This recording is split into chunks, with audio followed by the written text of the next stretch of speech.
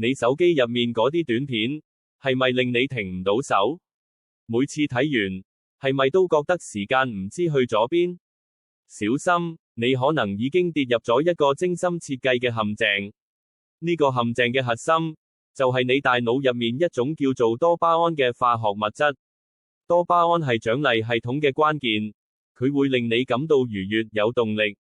原始時代，揾到食物，成功狩獵，大腦就會分泌多巴胺獎勵你。而家，短影音就學識咗點樣用呢個機制。每一條片都係一個快速、即時嘅多巴胺衝擊，好似糖果咁，令人上癮。佢哋不斷提供新鮮感同刺激，令你不停咁碌，期待下一個獎勵。你嘅大腦就係咁俾佢哋訓練到，要不斷尋求短暫嘅刺激。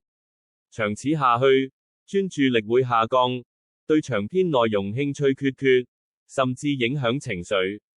點樣跳出呢個多巴胺陷阱？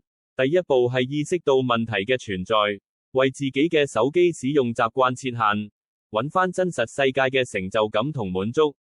你嘅大腦值得更好嘅對待，唔好俾短影音綁架你嘅時間同注意力。